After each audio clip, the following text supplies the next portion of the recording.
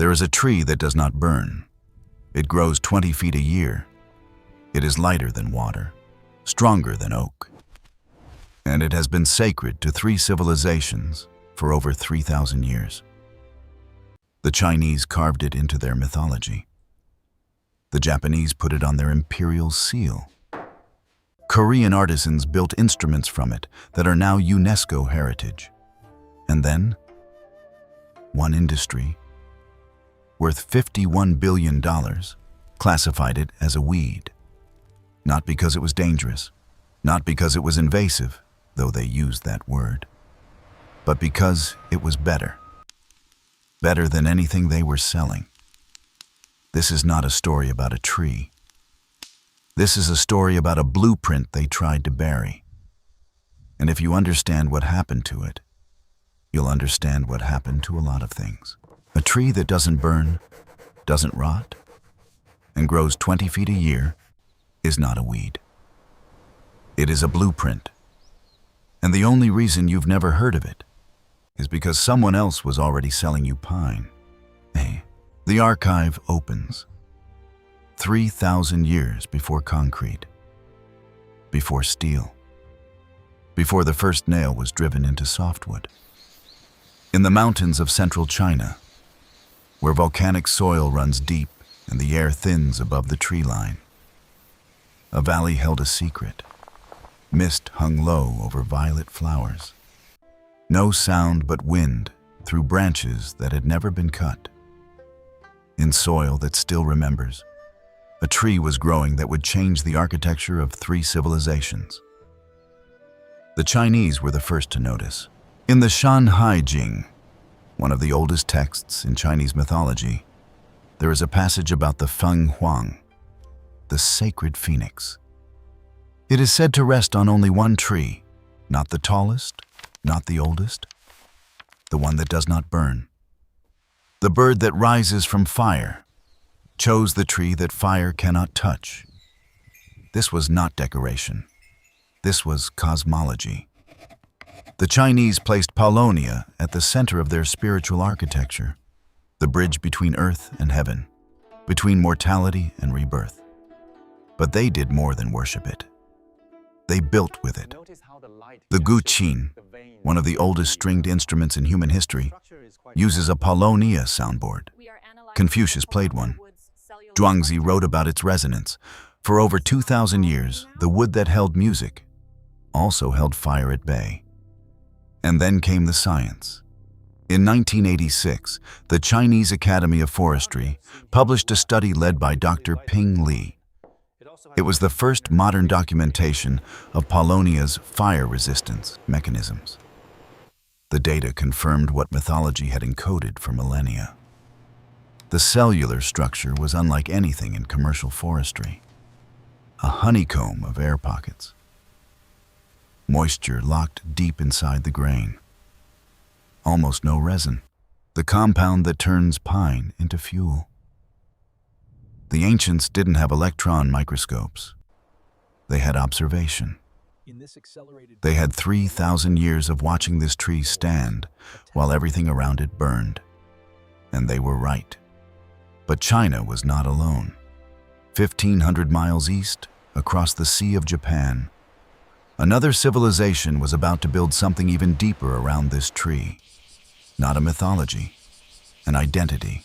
In Japan, they call it kiri. And they did not just plant it. They sealed it into the highest symbols of their civilization. The kirimon, the Paulownia crest, appears on the Japanese imperial seal. It appears on the 500 yen coin. It is displayed at the entrance of the Prime Minister's official residence. This is the only tree on Earth that appears on a nation's currency and its government seal. Not cherry blossom, not bamboo, not cedar. Paulownia. But the most remarkable tradition was not imperial. It was personal. When a daughter was born in Japan, the family planted a Paulownia tree. 20 years later, when she was ready to marry, the tree was harvested. The wood was crafted into a kiri-dansu, a dowry chest. light enough for one person to carry, strong enough to last generations. A mother plants a tree she will never use. She plants it for the woman her daughter will become. That is not carpentry. That is architecture of love measured in decades. And the chest was not just beautiful. It was engineered.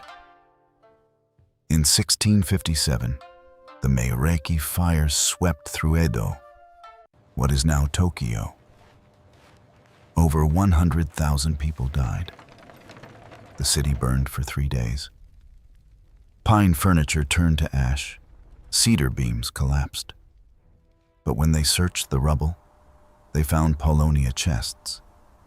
The outside was charred black. The inside, silk, letters, family documents, untouched. This was not luck. This was not coincidence. This was engineering that predated the word. The families who lost everything still had their memories, sealed inside a wood that refused to surrender them to fire. The proof was in the ash. But the tradition was even older than the fire. For centuries, Japanese artisans had known something Western science wouldn't confirm for another 300 years. That this wood breathes, that it seals itself under heat, that it protects what is placed inside it, the way a parent protects a child. What climate zone are you in? Drop it below. I'll tell you which Paulownia species works best for you. Across the strait, Korea arrived at the same conclusion, independently. The Gyeogyum, Korea's most sacred stringed instrument, now UNESCO Intangible Heritage, uses a Paulownia soundboard. Just like the Chinese guqin, 2 countries, 1 ocean apart. They independently chose the same wood for their most sacred instrument, not for its availability, for its resonance. The Korean name is odongnamu. There is an old proverb. Plant the odongnamu when your child is born. It will be ready when they are. The same tradition, the same wood, the same patience. Korean wedding chests, Japanese kiri-dansu, Chinese mythology, 3 civilizations, 3 continents of influence, 1 tree. And they all arrived at the same conclusion. This wood is not ordinary. In a workshop in Niigata, a man is still proving them right. His name is Katayama, 4th generation kiri-dansu maker. The process has not changed in 200 years. 2 years of drying, 3 months of crafting, no nails, no glue, only mortise joints and gravity. The wood is planed by hand. Each stroke removes less than a millimeter. The shavings curl and fall like paper. The smell is faint, almost sweet, like something between cedar and vanilla. Someone once asked him, why not use other wood? Cheaper wood, faster wood. He paused. Other wood holds objects. Paulownia holds memory. He learned this not from a textbook, not from a manual. He learned it from his grandmother. She was 83 when she last worked the wood. Her hands, creased, spotted, steady, moved across the raw Paulownia plank the way a reader's fingers move across braille. Not looking, knowing. The smell of freshly planed kiri filled the workshop. Faint, almost sweet, like a promise kept over decades. She did not teach him how to cut wood. She taught him how to listen to it. Feel the grain, she told him. Each ring is a year the tree grew. Each ring is a year someone waited. She held the plank to the light, turned it slowly. The grain caught the afternoon sun and shifted, pale gold to warm amber. This piece, she said, this piece remembers rain. Katayama still uses her tools. The same plane, the same mallet, the same silence in the workshop before the first cut of the day. But why? What is it about this wood that makes it survive what nothing else can? The answer is in the architecture. Not human architecture. the tree's own. Under an electron microscope, Paulownia wood reveals something no commercial timber can match. A honeycomb cellular structure, thousands of tiny sealed chambers, each one trapping a pocket of air. Air does not burn. Those chambers are the reason the wood is so light, 30% lighter than pine. But they are also the reason fire cannot penetrate it. Each pocket acts as insulation, layer after layer of microscopic vaults, holding heat at the surface while the interior stays cool. That is mechanism 1. Mechanism 2, moisture. Paulownia retains a higher internal moisture content than pine, oak, or cedar. When fire reaches the surface, that moisture vaporizes outward. It creates a micro-barrier of steam between the flame and the wood.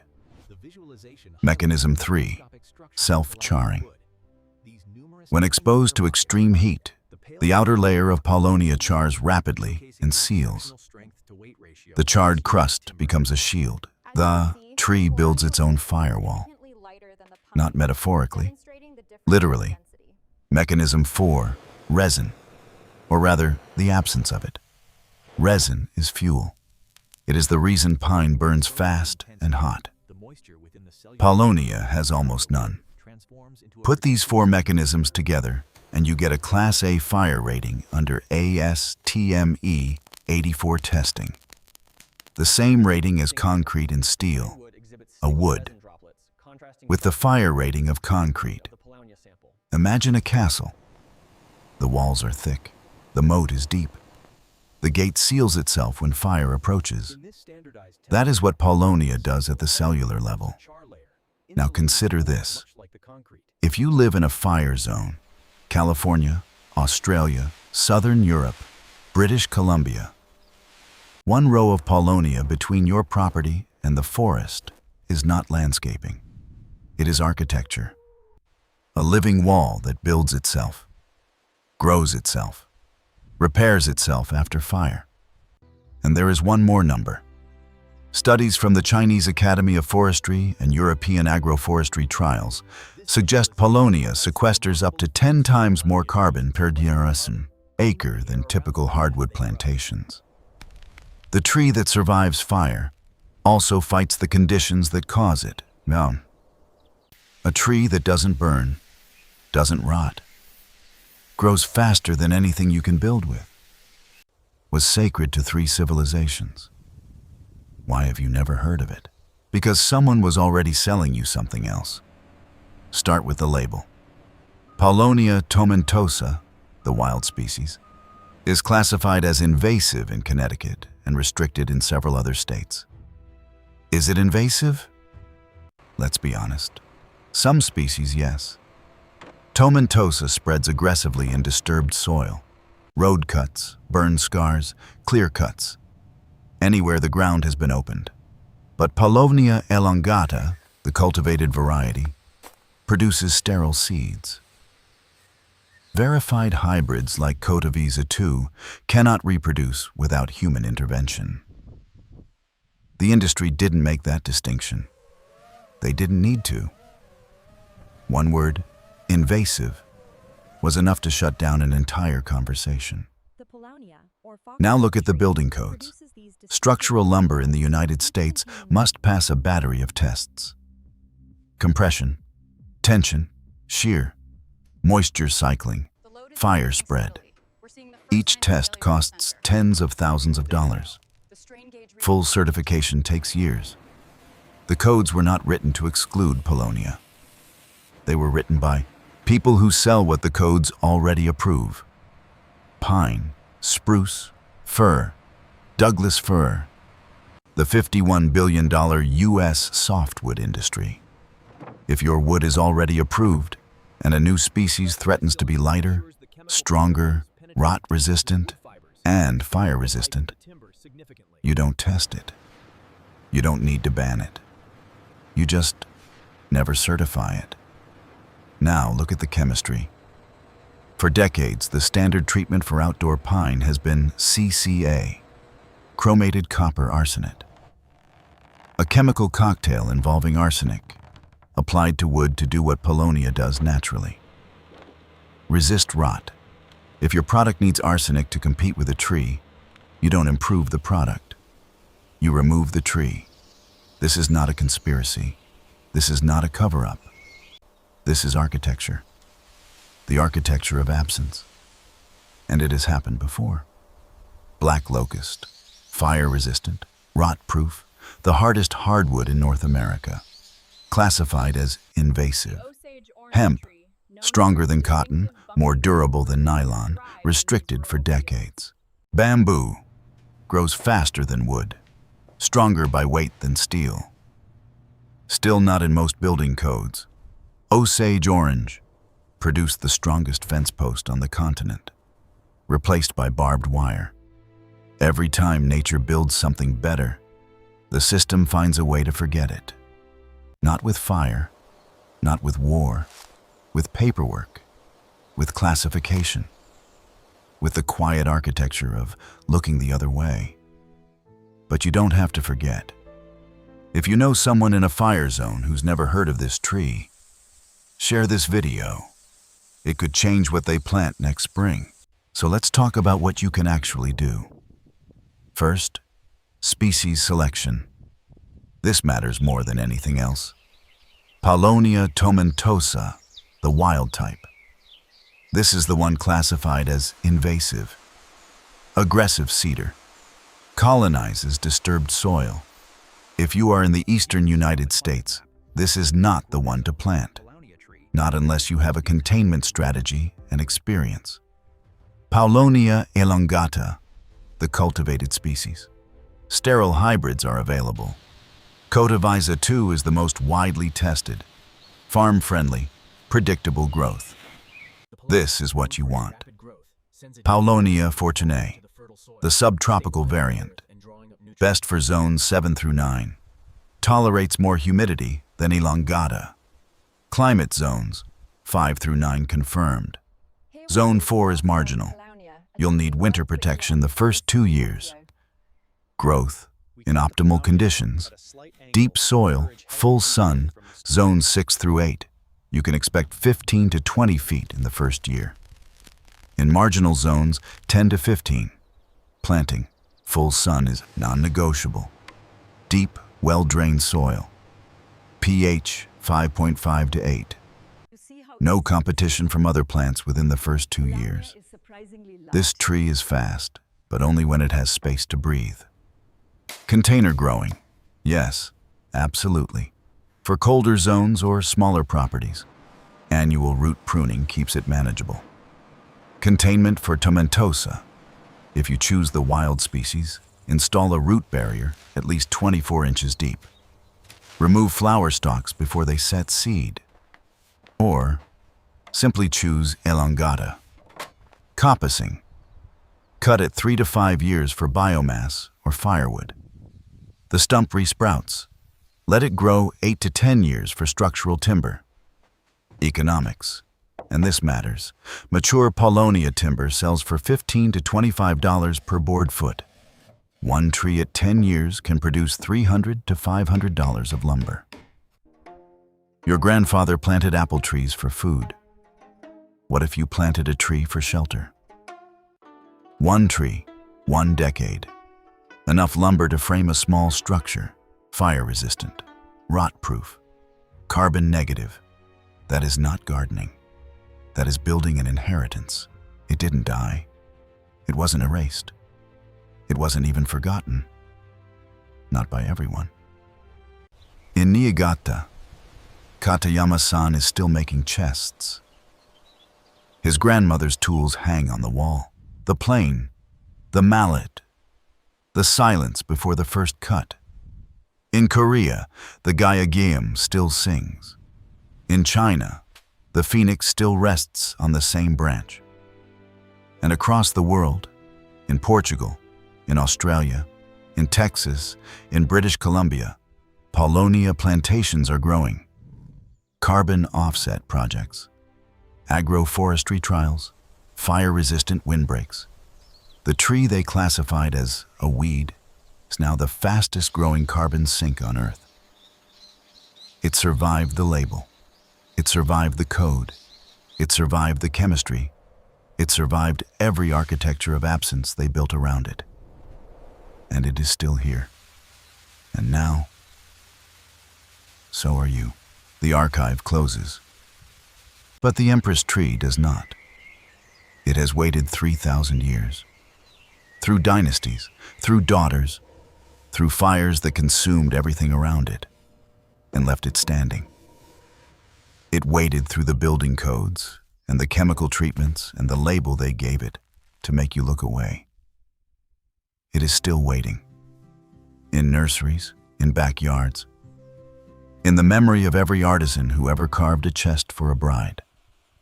The archive closes, but what you plant stays open. The Green Archive. Subscribe to the Green Archive.